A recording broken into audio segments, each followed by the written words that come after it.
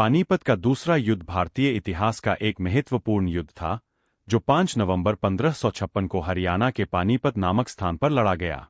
यह युद्ध मुगल सम्राट अकबर और अफगान शासक हेमचंद्र विक्रमादित्य हेमू के बीच हुआ था। यह युद्ध भारत में मुगल शासन की स्थिरता के लिए निर्णायक सिद्ध हुआ। इस युद्ध की पृष्ठभूमि तब बनी जब अकबर के पिता बाबर की मृत्यु के बाद हुमायूं सत्ता में आए, लेकिन उन्हें शेरशाह सूरी ने हराकर भारत से बाहर कर दिया। बाद में हुमायूं ने फारस की मदद से दिल्ली पर दोबारा कब्जा किया, लेकिन 1556 में उनकी मृत्यु हो गई। उस समय अकबर की उम्र मात्र 13 वर्ष थी और बैरम खां उसके संरक्षक नियुक्त हुए। इसी समय शेरशाह सूरी की वंशावली कमजोर पड़ने लगी थी और हेमू, जो कि एक सक्षम सेनापति और प्रधानमंत्री था, ने अफगानों को संगठित कर दिल्ली पर पुनः अधिकार कर लिया।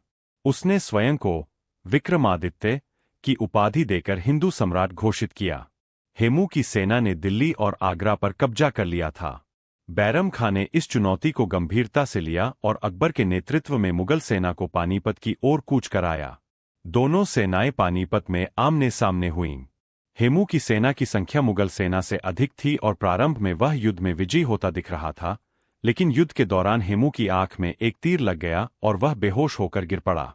इसके बाद उसकी सेना में अफरातफरी मच गई और मुगल सेना ने इस अवसर का लाभ उठाकर युद्ध जीत लिया।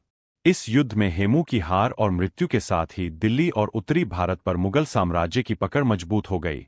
पानीपत का दूसरा युद्ध मुगल साम्राज्य की नींव को सुदृढ़ करने वाला निर्णायक युद्ध सिद्ध हुआ, जिससे अकबर को भारत का सम्राट बनने का मार्ग प्रशस्त हुआ। यह युद्ध न केवल सामरिक दृष्टि से, बल्कि भारतीय इतिहास के राजनीतिक परिदृश्य को बदलने के लिए भी अत्यंत महत्वपूर्ण